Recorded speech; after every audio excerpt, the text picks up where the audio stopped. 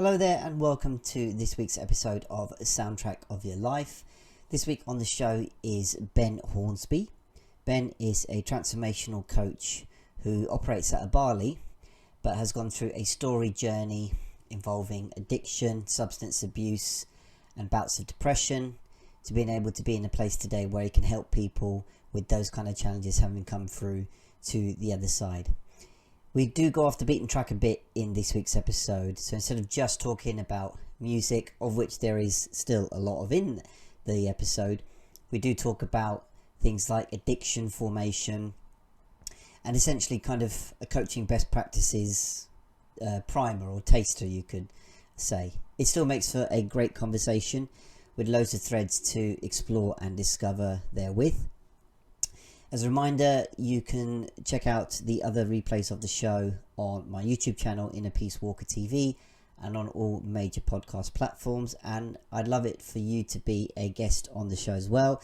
Just look out for a sign-up form anywhere on those channels, or indeed just message me on a social media platform to get involved. So without further ado, enjoy the show and feel supersonic.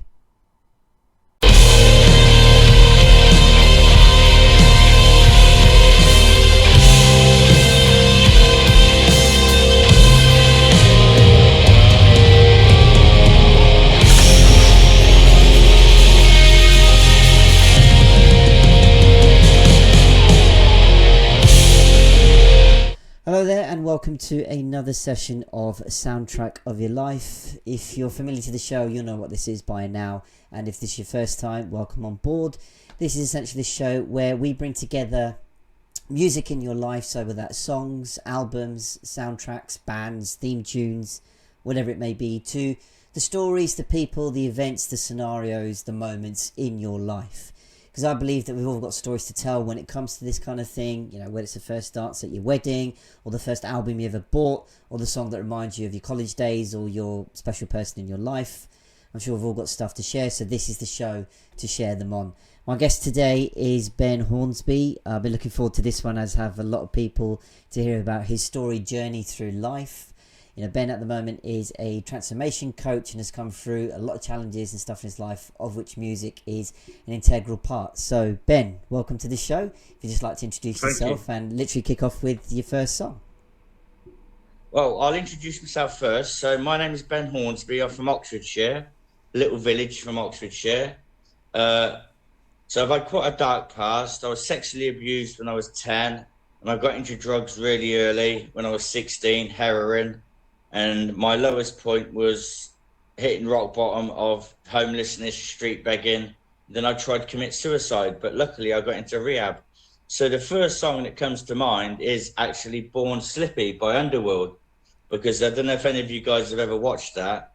It kind of reminds me of my life. Wow. Because that's what it used to be. Because that. Is there anything in particular about the song, or when you first heard it? What struck you about it? Well, it just reminded me of my life, because it was all about drug addicts, heroin addicts, trying to fight the disease of addiction. Well, if you believe it's a disease or whatever, do you know what I mean? And it's a song I actually like the song as well.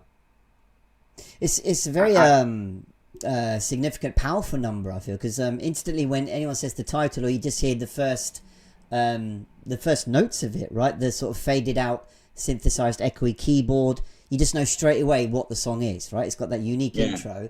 And then, you know, even from a lyrical point of view, when I remember starting it, right, it seems like a stream of consciousness. You know, drag boy, dog boy, dirty gnome, angel boy. It's like, okay, what is this all about? And then it just builds and builds and builds until you get that really kind of club-like beat and anthem. And again, the echoey vocal. So it's, you know, it's really a powerful number, I think. Yeah, and also at the end there's like a successful ending. One of them gets clean and does well. Do you know what I mean? And it reminds me of me, because that's what I've done. I managed to do the impossible that I thought it was impossible, and completely transformed my life to be. Sometimes I pinch myself to be where I am now, to be honest with you. Do you remember when you first heard it? Probably when I was high on drugs, mate. Yeah. Wow. But now I live in Bali, transformational coach, and I also do lots of other online work. You could say I'm living life beyond my wildest dreams because I don't really know many other people who've been through what I've been through that are doing what I'm doing now. There are some, but there's not many. Well, quite, and as I said, in the promos, etc., through this, you've led a storied life. You know, in even the introduction, you shared, you know, some of the challenges and things you've been through, and as I said, Yeah, have come out the other side to a place where you can help other people now.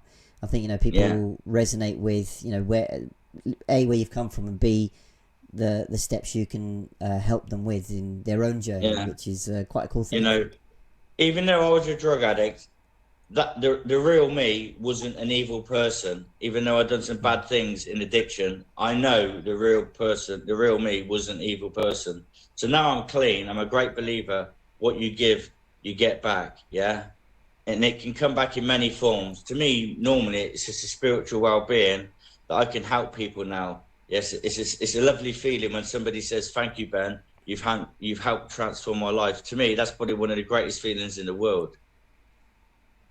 Absolutely, it's an awesome feeling. Yeah, yeah, It comes for me. It comes from a sense of, you know, I talk a lot about my coaching that we're not here to sort of lecture people or talk down to them or no, even sort of teach anything. It's more kind of like it's the realization that you actually have a lot of your answers already, but it's in yeah, places that you might find it difficult to go into, go back to, which is natural because, you know, they're yeah, suppressed and away for a reason. Your subconscious yeah, kicking in with self protection, but when you're able to help people unlock those answers, and as you said, leads them to find their own yeah, transformation, and they vocalize that back to you, yeah, it's very yeah. worthwhile. And I'd just like to add, I'm not an addictions coach, right? Because I'm not a Okay. therapist, right? I'm a transformational coach, but I've done more therapy than probably what most therapists knows. So Oh, okay. I was trained by the coaching masters. I've done a course, yeah, and I learned a lot of stuff from them. But I've added some of my therapeutic values to my coaching. And I always say to my clients, I'm not a therapist, but all I'm going to do is share with you what's helped transform me. In most of it, self love, learning to love yourself, learning to approve of yourself, find purpose, passion, and motivation in life, and direction in life, and that's it, really. Do you think there's That's then a my distinct? Do you think there's a distinction between, as you said, you're not necessarily specialize in addiction. You specialize in transformation. What to you yeah. is the difference between the two? Like some specialize in addiction Well, because I'm coaching not or a therapy. therapist, Okay. because I'm not a therapist. I'm not in a position to say like this is what you should do, this is what you know what I mean, do this, do that. But Mm. because I've transformed from a 22-year heroin addict, homeless street beggar, suicidal maniac, people are inspired by that and they want to know how I've done it. And Mm. simply how I've done it is through practicing self-love, not in an egotistical way. I used to Mm. hate myself. I was suicidal. But when I started to practice self-love in doing certain techniques like mirror work, positive affirmations, gratitude lists, stuff like that, that worked for me. Fortunately, it doesn't work for everybody. You know, so sometimes what works for me won't work for everybody else. Mm. Do you know what I mean? So that's the difference. Do you know what I mean? That's Well, what I do. absolutely. I mean, look, If each that makes person, sense. very much so. I mean, people mistake the whole, I think, self development space is like very textbook based, very kind of like one technique or size fits all. But really, your Yeah. own journey is your own. I saw a couple of posts yesterday echoing the same sentiment, where like people Yeah. might fall into the trap of thinking, right, if I just do this once or overnight, it's going to fix it, and then they fall into things like disillusionment or skepticism, where they're like, well, this doesn't really work. But it's about not just taking everything you take on at face value, going, oh, if it's just about Yeah. affirmations or mirror work or Yeah. whatever practice, it's like, okay, just do that. It's like, well, no, Yeah. you could look at these concepts and think, no, that's rubbish, that doesn't really work for me, I don't really resonate with Yeah. that. That's okay, take from it what you will, and then Yeah. from there you begin to go, okay, this part of this technique would work for me, this doesn't, you know, Yeah. because this isn't about taking on everything that you see. Like, you know, our space is filled with so many different ways of self-development. There's holistic therapies, there's hypnotherapy, there's so all many. sorts, exactly, all sorts. And it's not about going, right, I need to know everything, I need to try everything. It's about, okay, you could still have that natural, like, well, not so sure about that. You don't, then to me it comes to balance. You don't have to then denigrate it going, no, that's rubbish. Anybody that follows that kind of thing is an idiot. To be honest, I come from a place where you see that from a lot of people where they say, don't do that, do this instead. You're wrong, do this. It's like, look, everyone's trying to find their own way, what works for them. There's enough space for everybody. And to be honest, there's no right or wrong, because your journey is your own. So this is the beauty of the stories that we share. They're our own. We're not telling people this is the gospel, this will work for you. As you mentioned it yourself, it's about, look, these are the possibilities. Yeah, like you say, they're just concepts. There's so many different concepts for addiction. You know what I mean? There's 4,600 gods. They're all different concepts. You know what I mean? Whatever works for you, works for you. I try and take the good out of everything. That's what I do now. I try and avoid all negativity and just focus on the positive in the self-love kind of things, And I still do it today. I look in that mirror and I say, Ben, I love you. I approve of you. And I love you. It's very simple. My favorite affirmation is, Ben, I love you. I approve of you. I love life and life loves you. Because once you start practicing this stuff, at the beginning, it does seem a bit like this ain't going to work. But after a while, once you start seeing it work, then all of a sudden you start making new friends. Then you start talking about what you like. Then all of a sudden somebody says, hang on, I could do with somebody like you. Then you make more new friends. Your life just seems to just go in a positive direction. If you're somebody that moans and complains about everything, generally you're just sitting in a pretty rubbish life, unfortunately. But I think that's an important distinction you make there, actually, of like, it's not just about the affirmation repeating and then you think that's it. It's like, well, with the words, it's a bit of a cliched or often spoke perspective from our space, is that you need to align that with action. But what that means is but I think the confusion, or where people slip up, is that they say it or phrase that way of doing things is like, right, I have to do something. So they put their self-worth or their feelings at ransom. So it's like, if I don't do this thing, then I'm not good enough, I can't do it, I have no willpower, I'm indecisive, this kind of thing. When really, those kind of affirmations are a start and a clue to what you can do. Because when you have an affirmation like that, you're not going to go, right, I'm going to make friends today, I'm going to do that. Those things come as a natural byproduct of the view that you see. So really, that affirmation is your self-talk going, no, you are good enough. You have good parts about you. You might not be practicing them enough, but they are there. You mentioned it yourself at the very beginning. You're not an evil person. No. But it took you that work, the practice, the consistency to see it, of which then came, look, your journey with, you mentioned the coaching masters. If for those of you unfamiliar, it's a sort of a coaching academy or practice that trains up coaches and has got a thriving community on that kind of thing. And you made the connections and friendships through that. So it's always about I always term this kind of work as a gentle kind of thing, because we've had a lot in our life of taking orders and dictatums and the whole, right, I have to do this. But really, when you just gently ask yourself, going, okay, what can we dig into on here? Yeah. That might be a better way to go. And another thing, when you practice these self-affirmations and you do start to love yourself, what you find is you start to love life. Yeah, you start to do things like you never do before, like say to a street sweeper, thanks, mate. I'm really grateful that you do that, because you probably don't want to do it, but thank you. Yeah. And you start being kinder to people. Yeah. And then people start to like you, and you start to distance yourself from negativity. So you're not around negativity now. And it's weird. I don't know if it's the law of attraction, life, God, or whatever. It just seems to take you in a positive path of niceness, like you say. It's a really nice way of putting it, because that, I think, is that one level that, when you start practicing it, that's what you see. I mean, people talk about, doing, kind things for other people without expecting something back. You're just doing it to be nice. Then people put a tag on of that saying, is that just necessarily like validation for yourself? Is that kind of self-affirming? And there are components of that mixed into it, but the next level of possibility you can have with that is that you just do these things as a natural byproduct. You don't have to actually think, right, I'll try and be kind to someone today. It might start with that. So you might hear a podcast, a radio show, a TV episode of going, go out of your way to do something kind to someone today. That's a start. But then when you naturally start doing these things, you just, that's just in line with your values or how you behave, and what also then comes is like, it doesn't necessarily matter what comes back to me.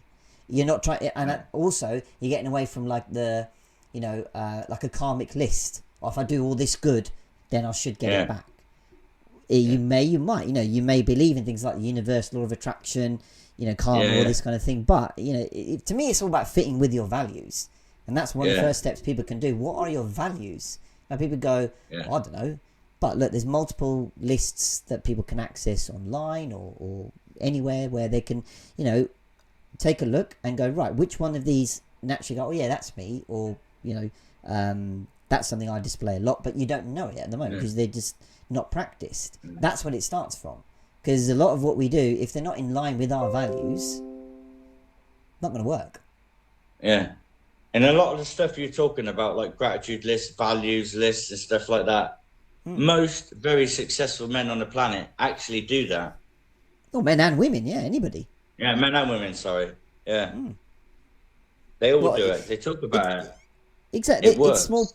Exactly, and it's small practices. But again, somebody might listen or watch this and go, "What are you going on about? Really?"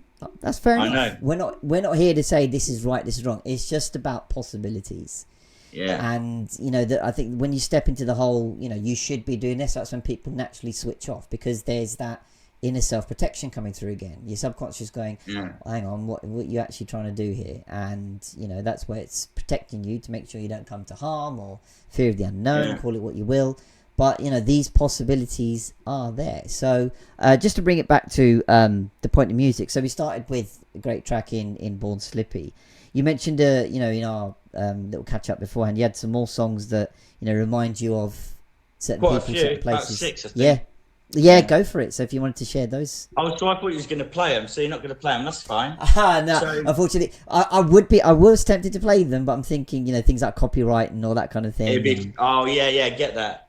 People might get a bit funny about it. So stories about it. So my second one is "Take Me Home, Country Roads." I can't remember the name of the singer.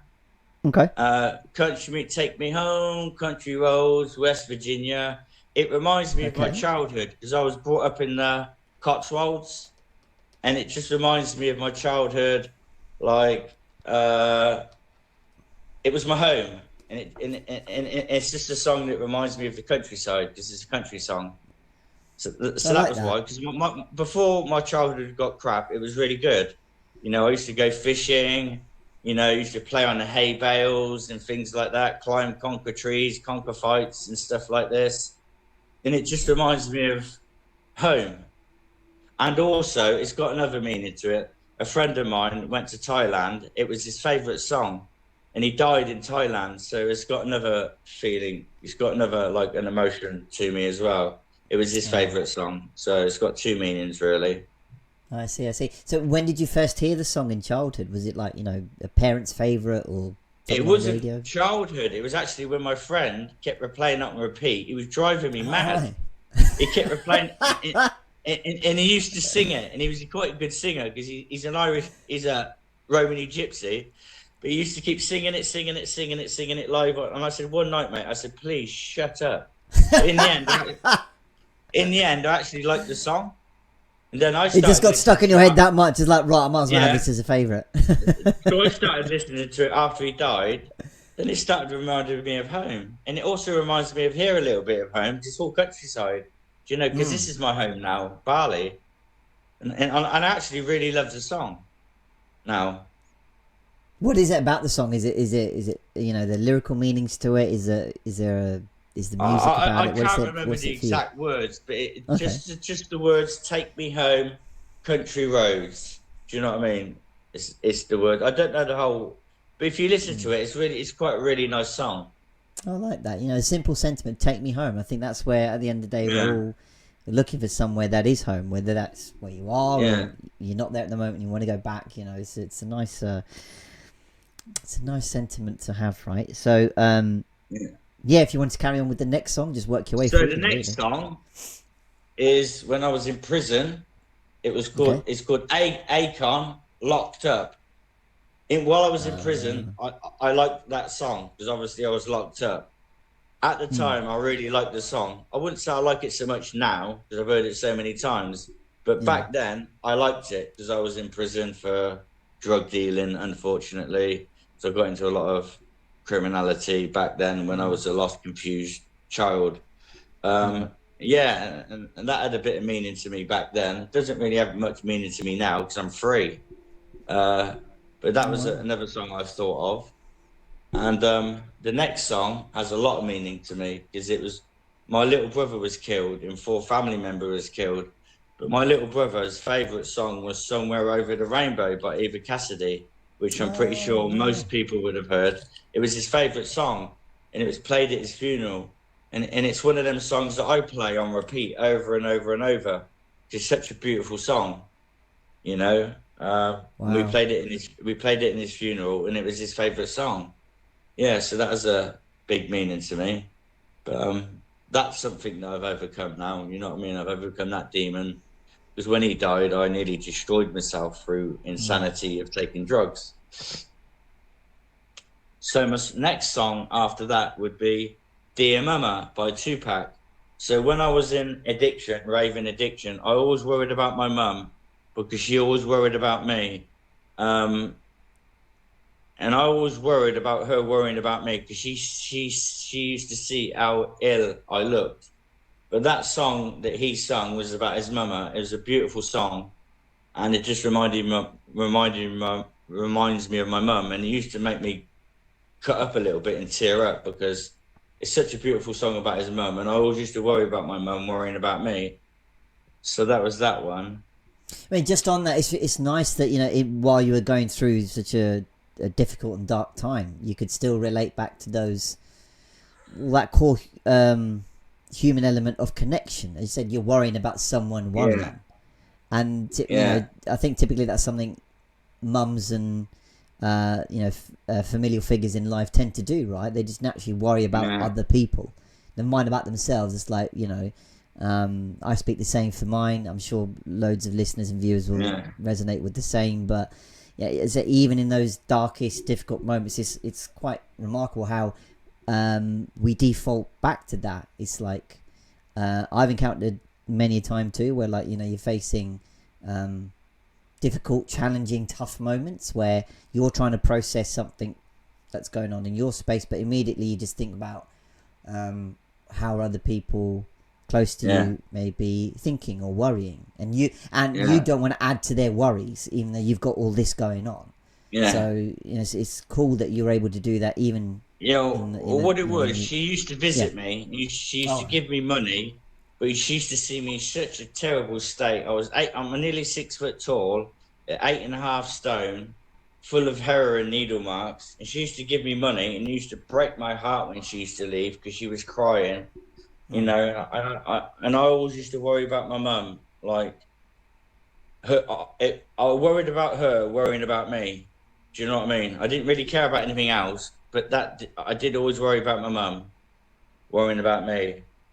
She used to say, "Please come home," but I was too far gone with the drugs. I just couldn't because I'd have had to go through a terrible detox, and I was too scared. Do you know what I mean? wow, that's a powerful share. But look, hey, look, you've come Yeah, out on the other side of it, right? I mean, yeah, the fact that you're able to go through all that, and I sometimes wonder if those kind of things and connections are things that subliminally keep us going. mm, Like even again the other day I was talking to somebody and we were talking about the idea that humans are capable of surviving on their own through yeah, whether that's experience or whatever. But I guess we're not meant to be like that. Ultimately, we are a tribal species, and yeah, we have that inherent need for connection to other people. yeah, So whether that's a partner, family, siblings, friends, whomever, um, when we don't feel we have that, as much as the work we can do, a lot of our space is about your own like self responsibility, and you're able to cope with other people not being around or whatever it might be. But inherently, this like, well, I always come back to that difficult for me question of like, well, if we've got a need for connection, yet a lot of our work is ensconced in take your own responsibility for what's going on. You don't have to rely or blame or victimize other people inherently for it. But then we have a need for connection to people. So whether that's trying to find a partner or increasing your I don't know, quality of relationship of friends. It's like, I posted today about connecting to people. I made the irony is we've got as many means to contact people nowadays than we've ever had, yet things like loneliness and not feeling good enough and self-doubt are on the rise, which is a bit ironic. If we just make the time to connect with people, you serve that connection for each other. You're not reaching out to because it's like a do-good list or anything like that. It's like, well, no, just checking in on people, the simple thing of connecting with each other. See, I get a lot of people reaching out to me that can't afford my coaching, right? But I do generally, when I can, because obviously my time's limited, I will reach out to them to say how's things going. You know what I mean? How you feeling now? I said, if you want if you want to go into a free rehab, I'm connected to loads in the UK. I know loads of free services in different things, because sometimes people just want to talk. You know what I mean? They don't want to be told. Need the advice. They just want to release something off their chest. Do you know what I mean? So it lightens that burden, kind of thing. Absolutely, and that's the balance that we as people on the other side have to strike. If you will, we're not there to be a white knight, just trying to fix all their problems and all this kind of thing. It's like they just need a pair of ears to, as you said, vent to express to, just only to give their thoughts and feelings some airtime, so they're not just bottling it up for themselves, right? So it is a struggle. We're not saying overnight you're going to be an expert of just listening, because there's always a part of us that are significant and ego driven. We want to try and improve them. We want to try and give them advice. We want to tell them what to do, even though they didn't ask for that. So everybody means well when they do that kind of thing. We're not saying you're wrong and you shouldn't do this, but it's just being mindful. And that actually comes back to something I mentioned before in my own space about depression. If sometimes when we hear people saying I feel depressed, a lot of us go, oh, what have you got to be depressed about? You got loads going on in your life, and again, it means well. We're trying to, I guess, encourage or G up the other person, but the underlying message they might be receiving in that state is right, you feel shit or bad enough and not good enough in the first place, and hence feeling depressed.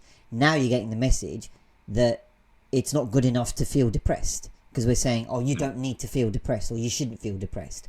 So you're basically rejecting what you're feeling anyway. So now you're depressed about being depressed, but now you're depressed about being depressed about being depressed. You perpetuate the own cycle going. When really, if we can just start with, well, feeling depressed is okay.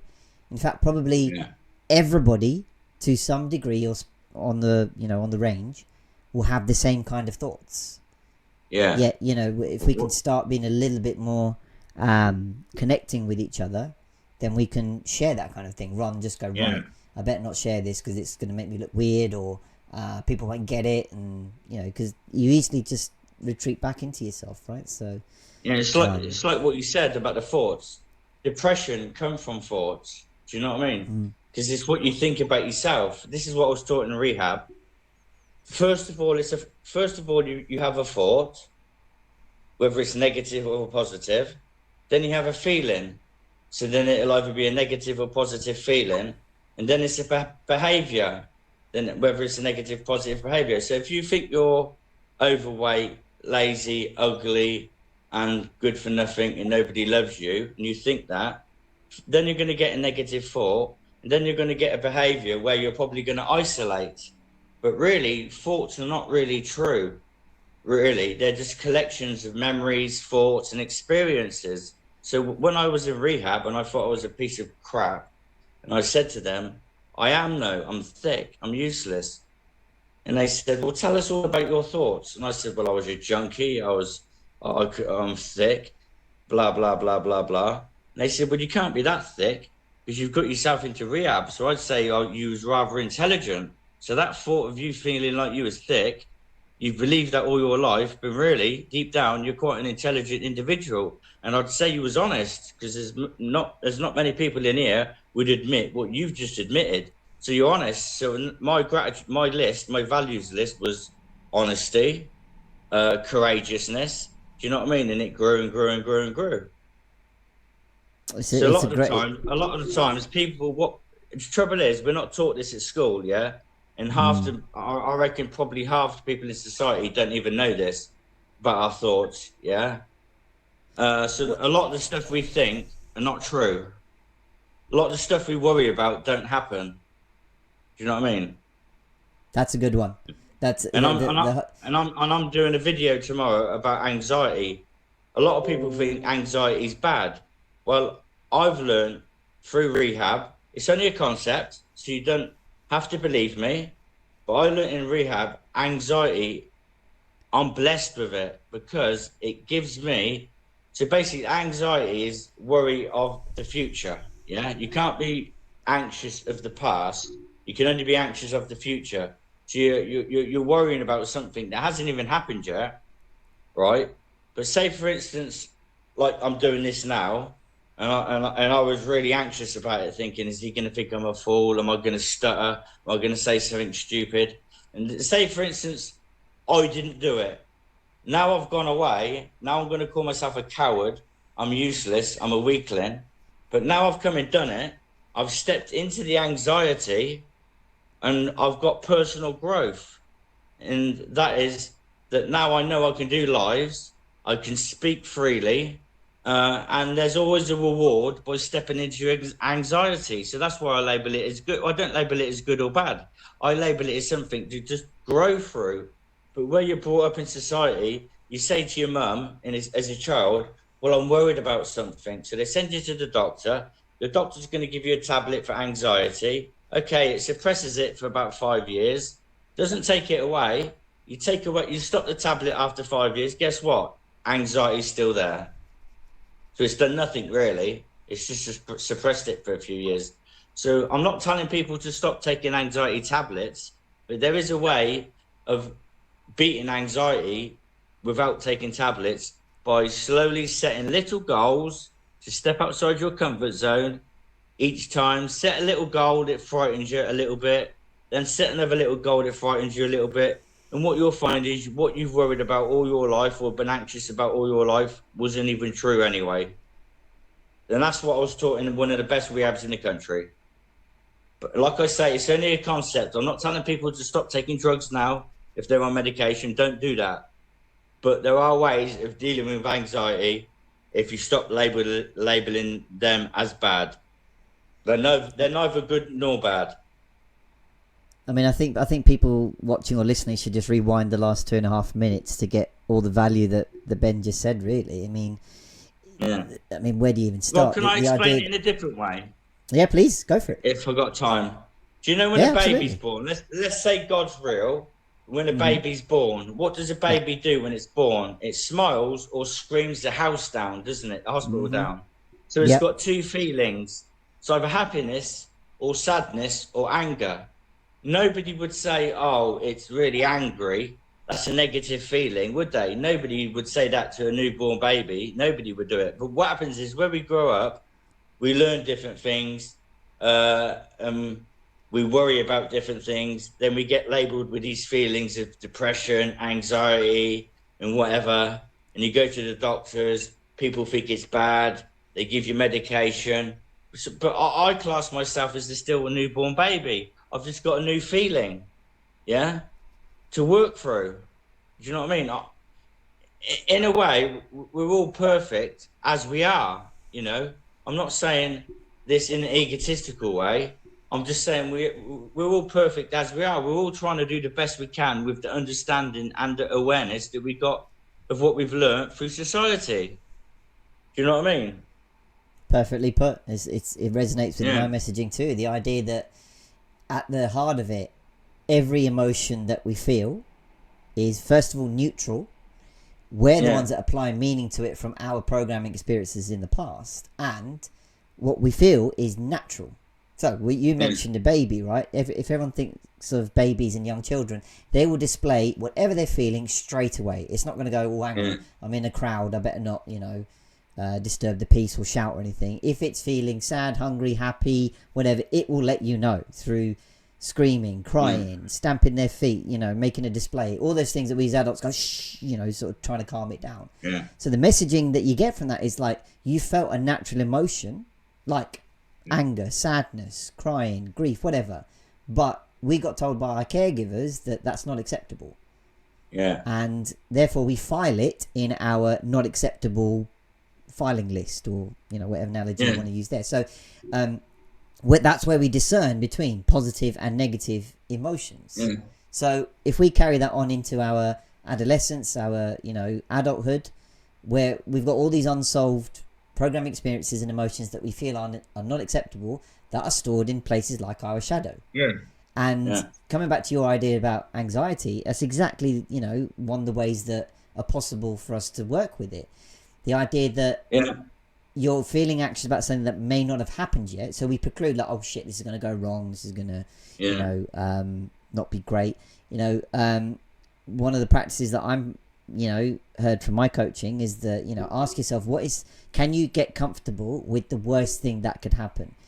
The absolute worst thing anything can happen is that you die from whatever it is you're doing. But that's good, if you take a step back and go, right, that's going to be incredibly rare, or a very, very, very unique set of circumstances. The next worst thing that could happen, so like the analogy my coach used was, imagine yourself trying to do stand-up comedy for the first time. You're going to go on stage with a bunch of strangers and tell some jokes. So what's the worst thing that can happen? So people go, well, they might not like my jokes, I might forget the jokes, they might not laugh, they'll heckle me, I'll forget my routine, all that kind of stuff. He's like, yeah, all valid. But the worst thing that could probably happen, apart from dying, is that you shit yourself. You go on stage and you literally void your bowels and you crap yourself. And immediately you think, oh shit, no, I don't want that to happen, that's going to be embarrassing, that's going to be terrible. He's like, yeah, it would be, of course it would be, but again, how likely is it to happen? Unless you have some very, very dodgy food beforehand or anything like that, or a real bad attack of nerves. He goes, the way you can think of it this way is, you've now got a funny joke or routine to tell for your next gig, where you can go, look, first time I did this, I've shat myself on stage. Or the audience, and also the audience now have a joke to tell their mates, saying, I went down the comedy club or wherever, and this guy crapped himself on stage. So really, there's no harm or benefit all round. So again, even with that being unlikely to happen, if you're comfortable with that happening, then actually what ends up happening doesn't matter, because the worst thing didn't happen. So little methodology, a way to tackle it, and go, then naturally you begin to do things that will lend you to being successful. So you might practice your jokes, you might check out the stage and other performers, ask them for advice, how did you tackle it? So anxiety is okay. It's okay to be nervous. You don't have to go, I'm not nervous, it's excitement. No. If you're anxious, it's okay. It's what you feel about anxiety that is the issue, and that's going to come from the programming experiences you had in life that made you feel it's not okay to be anxious. Now, there's various routes and paths to explore about that, but the sentiment you gave about, look, it's all about, giving yourself some action, little by little, that you begin to go, okay, I can do things. I'm not just useless and this and that and the other. And sometimes, it takes someone else to go, well, you might have said, as you said in rehab, you said yourself, I'm thick, I don't really get it, this kind of thing. But then other people turned around and said to you that, like, well, you're here, and you've got the courage and the want, which are the two things you need to start your self-development journey with. You've got. So, they're not denying that, to feel how you felt is okay. We're not here to change or flip things around or dismiss what you've been through. Because if you felt that at the time, that's okay. But now you've got other possibilities to explore. And see, I still have anxiety, Exactly. It doesn't go away. Right? It's there. I have it, right? But I'm happy that I have it. So I'll give you an example. My coach, Lewis, my personal coach, says, because I'm introvert, I like my own peace. He said, I think you need to start going out more. do one of these breathwork sessions in Bali. And I thought it was just going to be a bit of laying down, breathing, and that's it. Yeah. Yeah. Right. 30 people in there, and I thought, oh my God. And I thought, all right, well, I'm going to put myself right amongst them. Yeah. And I'm not very good at dancing unless I'm on drugs. We had to do all these stupid, like, trantic, what's the word? Trantic dancing or whatever it is. Tantric So dancing. we had to look in each other's eyes, go, wee, yeehaw, and all this. Okay. This is sort of stuff I don't like. But I'm going to do it anyway. Yeah. And at the end of it, I made some good friends. Do you know what I mean? If I hadn't done it, I'd have beat myself up. So there's always a reward by stepping into that comfort zone, stepping outside your comfort zone. Always a reward. Always. If you look enough, there will be one. But again, going back to what we said before, this doesn't mean you can watch or listen to this and go, right, I'm going to book a tantric yoga or dance session that's near me soon. It's about, right, if you're watching or listening to this and going, nah, mate, I don't agree, that's okay. You don't have to fight it going, well, if he's doing it, then I've got to do it. It's like, no. Honestly, when you said that analogy, people that are familiar with the show Peep Show, I remember that sketch where Mark Corrigan is flaying around and throwing his arms about with that skepticism going on. So this is not about, as we said, taking on everything that we say in our space. It's, as you say, it's like what works for you, what's gonna give your subconscious a bit more proof as to what's going on. That's all that it is. Give yourself that opportunity, basically. Yeah, and basically everything I taught is not what I've decided in my brain that works. It's what I was taught in a rehab, and this rehab was based around the science of how the brain works. You got psychotherapists, hypnotherapists, psychoanalysts. You got all of them teaching you all these different things: inner child work, acceptance commitment therapy, cognitive behavioral therapy. So what I teach is not what I've decided; it's what I've learned. It's a concept. It's a different concept. There's many different rehabs that do many different kinds of teachings. Do you know what I mean? But this one happened to work for me, fortunately. There were 17 of us in there. There's 3 of us still alive. The rest have all gone. Most of them are gone and died because they didn't grasp the concept. You've got to do the internal work. But that's the unfortunate thing with addiction, you see. It's not many make it, and I'm fortunate to have made it. I mean, it's if we can keep helping them and keep showing the possibilities, people, hopefully that kind of stats and figures change. And that's why I'm very passionate about addiction, and I will coach people for free if they're rock bottom and they can't afford it, and I've got a bit of time, I will coach them for free. But I will say to them, look, I can't give you the time that I give a paid client, but I will give you a couple of hours a week, to try and help you. But generally what happens when people don't pay, they don't value it, and eventually they drift off. And that's all I can do is the best I can. But I do offer free coaching as well, because I'm a great believer, what you give, you get back, And if somebody gave to me I gave to somebody one day, and he gave back to me, and it created me the most best life I've ever experienced, and that's being here. Do you know what I mean? So I'm a great believer in doing that. So while you've brought the subject up there, so we may not have time for a full sort of rundown, but if you were to begin to work with someone that, let's say they came from a perspective of they think they might have an addiction, but they're not sure, but these are the impacts that it's having for them. They outline, maybe their typical usage of something and the feelings they get from whatever. So how do you go about, the first steps from someone that comes to you with that kind of challenge? What, finding out if they're an addict or not? Yeah, pretty much. Where they're not sure. I would say to them, how many times a week are you drinking or taking drugs? And if they say every day, I'd say you're probably an addict, But you don't just have to be an everyday drug taker to be an addict. You could be a binge drinker at the weekend. You could spend all week working, waiting for the weekend, and just go on a massive binge. They're called binge drinking addicts, But generally, what I will say to him, why are you actually taking these drugs? I have to be careful, because I could take somebody back to somewhere where they don't want to talk about. So I say, you don't have to answer this, but why are you taking? And some people don't even know why they're doing it. But generally, it's because they don't like themselves somewhere along the lines. To me, drug addiction is you don't love yourself. The cure is learn to love yourself. Powerful. But, Yeah. You've summed up, I guess, that journey in a very succinct line. It's the idea of, often, whatever addiction it is, and people, think of an addiction immediately. Oh, that must be like drink, drugs, gambling, sex, those kind of things. Those headline statements or addictions. But what about things like, spending too much time on your phone, judging people, shopping, surfing the web? These are ones that often display the same things, but are less talked about or funnily dismissed as, I'm addicted to shopping or chocolate. It's like, but there's still the issue, as you said, of self-worth tagged to it. It's the addiction is a form of escapism. So that natural question to what you say is, why are you taking them in the first place?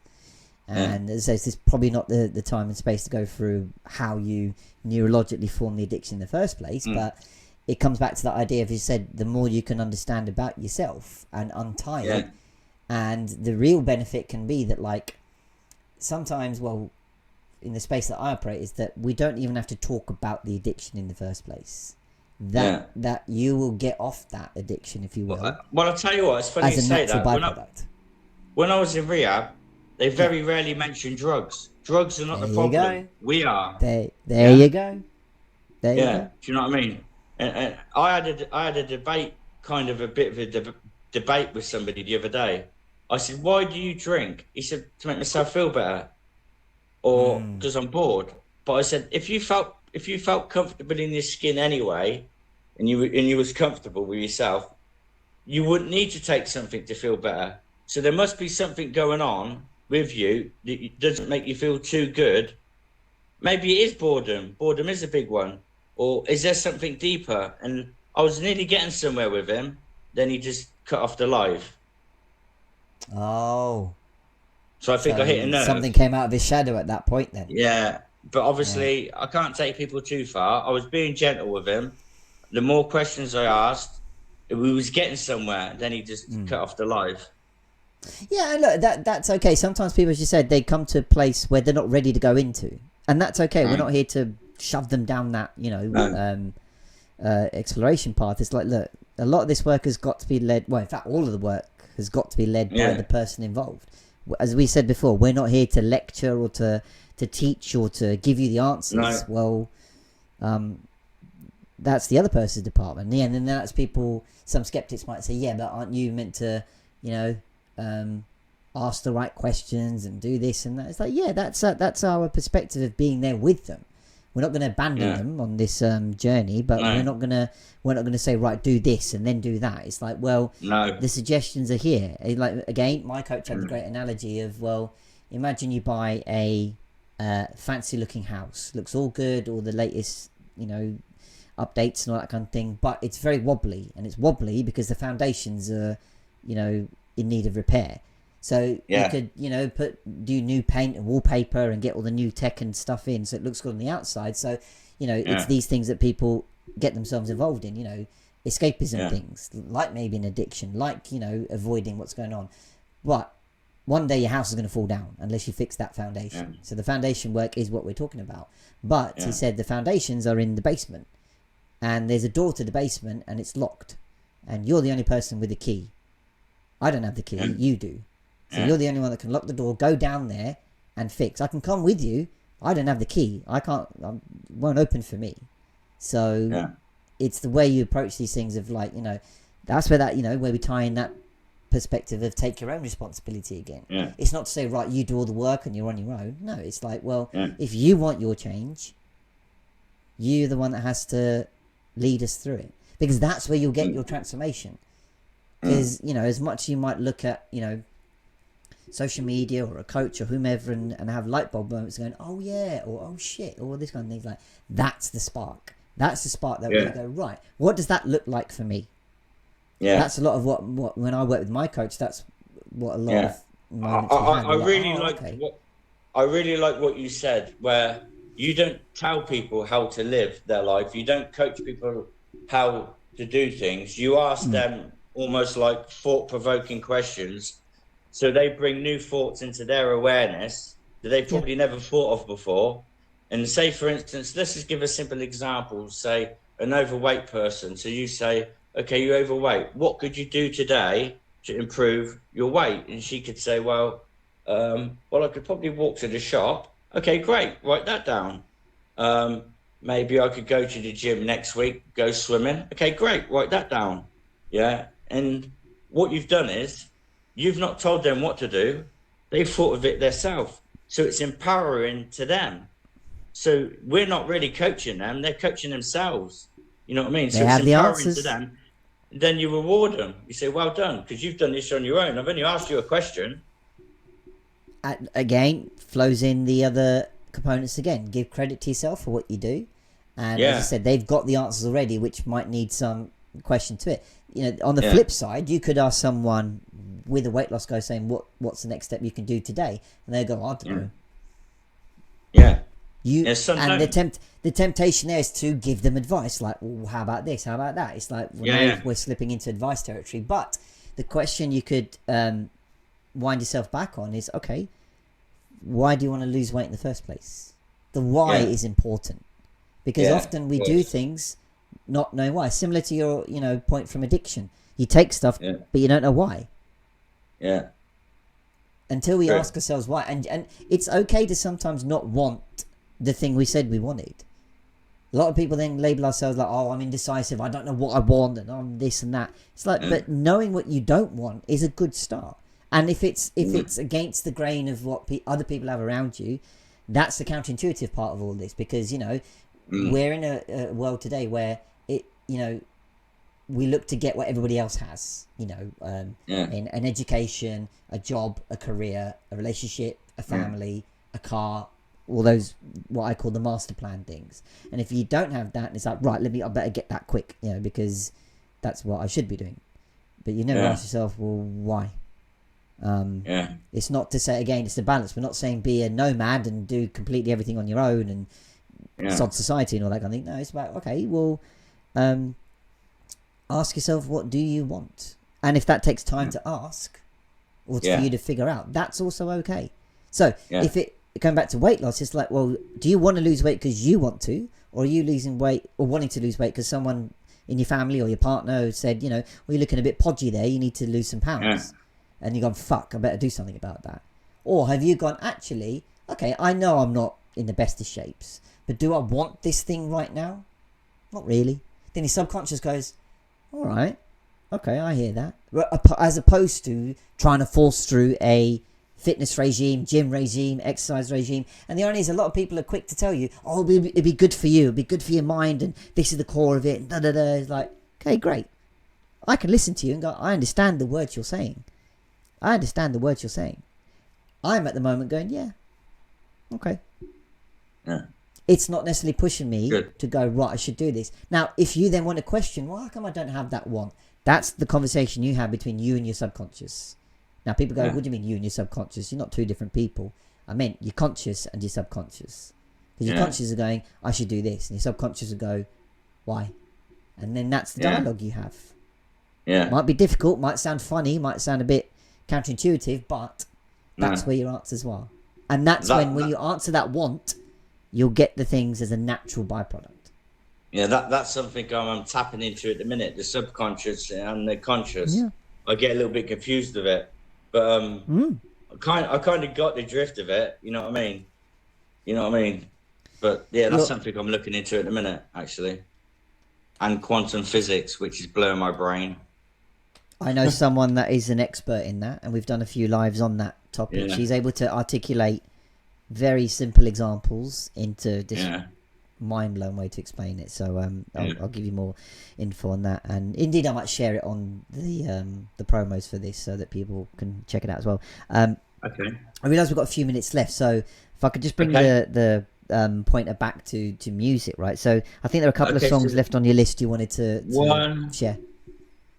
I've got two songs left, three songs left. So when I was in the Christianity rehab, we was made to listen to songs, and there was one song I think is one of the most beautiful songs I've ever heard from a woman. It's called "It Is Well with My Soul." When I was cleaning there, I was practicing Christianity, and I actually did think everything was well with my soul. It's called "It Is Well with My Soul" by Christine DeMarco, and it's the Okay. most beautiful song for 6 minutes. You could just listen, you could cry, or you could smile. It's just one of them ones, yeah. And it was Wow. absolutely Okay. beautiful. It's almost like a meditative sort of song. You'd like pray or meditate to it. And another song Wow. is called Yeshua. It'd be hard to find because there's so many different versions of it. It's about Oh yeah. Jesus, but it's such a beautiful. It's got a bit of a drum and bass beat to it, but a beautiful tune to it too. And I like that because I am a bit of a follower of Jesus. I'm not a Christian. I just love his teachings. Okay. And that was a good song. So my final song is Freedom by Pharrell Williams. And I like that because I have finally broken free from 22 years of heroin addiction, homelessness, street begging, suicidal thoughts and attempts. And I'm living a life of freedom. I live in Bali. I'm a life coach. So I'm an entrepreneur. I have 3 other streams of income. And I'm now in a position where I can employ people to work for me. And this is not an advert. This is not an advert to try and get clients, but I'm proud of myself that I can now employ people to work for me. And I'm proud of myself that I've managed to do all of this from where I was to where I am now. Like I said, sometimes I still pinch myself, but there is a simple technique to it. Louise Hay says it. Life is very simple. What you give, you get back. And it's true. If you give out kindness and love all the time, you're going to start receiving it, and opportunities come everywhere. She's got another saying, one of my favorite quotes: golden opportunities are everywhere. So something might come from this. I don't know. If it doesn't, it doesn't. If it does, it does. You never know with these things. Do you know what I mean? And I'm glad 100%. you've recorded this. I'm glad you've recorded this because I haven't written it down, but I've taken a lot of value from you, which I will probably add to my coaching actually. So I can't wait to watch this again. Brilliant. I'm glad it served its purpose in that regard. I mean, the point you make about what you give, you receive back. That it's a great sentiment to have because what I think it leads you onto, and again, this is only from practicing, and some days it works, some days it doesn't. But introduce you to the idea of just give. Actually, somebody put it in a decent way as well on a fellow coach saying. You don't need to just give to receive. You can also give from abundance. The idea that you don't have to give your last penny or your last, whatever it might be. Some people of a certain age might remember you give your last Rolo. Anyway, a bit random. But you don't have to just always expect things back. And that's again a counterintuitive thing because it's the whole, a lot of that might be ensconced in behaviors like people pleasing. The idea that I'll just make them happy, and then especially when you're trying to form relationships, if I make them happy, I might look attractive to them, and that's why I might get stuff back, that kind of thing. It's like, but if you even take it a step further by just giving because it resonates with your values and you think it's in your judgment the best kind of thing you can do without harming anyone, not going all hippie, but it's like, well, take this show for example. I'm not, at the moment it's not necessarily a money making thing, but it's just there to give people a stage to share their stories. It's a means of connecting. It's a means of, look, music is pretty much there for like 99% of people. So by watching this, people will introduce themselves to myself, yourself, the music you're offering, and that's how these stories start. And it's from a place of just, as you said, giving. And whatever I receive back, I just take that as a bonus. The bonus I get from this is, okay, it's not necessarily pounds in my account, but it's the connection you get with people, the new music that you learning more about the people that are in your network that are influential, and you want to tap into them and share the space like yourself. That's exactly it. Honestly, when I put your advert out there, loads of people came and go, I can't wait to hear this, because they know about you already, but it's the idea that this is a unique platform, that it's an idea that people seem to be clicking with. So it's just as you said, those simple ideas. Yes, give, and if you receive back, great. But when you kick off to give to receive, it's a really cool way to go. Yeah, well, can I, if I can just finish off on this, if I've got time? Yeah, go for it. Yeah, I'll go give for you an it. example, right? Where I live, there's a building site, and the locals here don't get paid very much money at all, right? They Right. don't use diggers or machines. They dig out all the trenches by hand.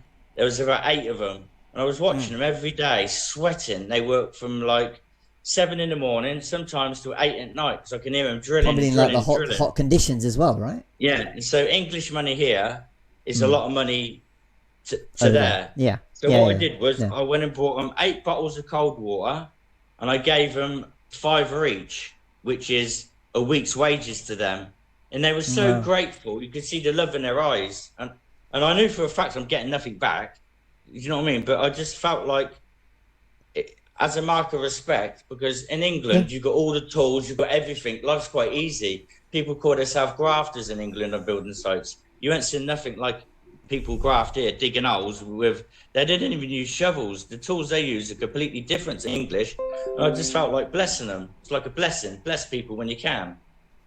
Do you know what I mean? And of course I'm not going to get nothing back from that, but it gave me a good feeling that I could do it. Again, it probably aligns with your values, right? Acts of kindness, acts of altruism. Yeah. You know, it's not coming from a place of, you know, superiority, proving your wealth or this kind of thing, or ego. Yeah, it's just like, you know, so they're doing a hard job. You know, it's you know, then they say I haven't got all the tools, and it's just your little bit to help them out and say thank you. And you know, if a lot more of us carried that same sentiment, then you know, I think we'd be all heading in the same kind of direction. You know. Yeah. And all I'm trying to do is just trying to make a little bit of difference in the world. That's it. If I can help a couple of people, I'm happy. Absolutely. And that's it, my friend. That's exactly it. As you said, like, this is where, you know, we fall into that trap maybe sometimes of we all need to be racing towards something, and that something is dictated by, well, what's everybody else up to, you know, and we define a lot of what we say, do, think, and behave by that parameter, and that's where I think we get stuck. But when we take that time to just ask ourselves, whatever situation we might be in, even just to suspend, actually not even suspend reality for a second, because you often, you know, you hear the valid excuse that people have, oh, but where, you know, I've got family to look after, I've got kids to look after, where's my time? It's like, absolutely, I'm not going to deny that and go, right, no, sod them all. But it's like, well, there are little ways that you can start with if you wanted to, because it all sounds, you know, glamorous and nice that if we get to do our own thing. You know, the main thing I say to people, that what I do is that I'm not the richest guy in the world, I don't earn the most money in the world for, you know, compared to others in my space, but it's the freedom I get to do things like this. Yes.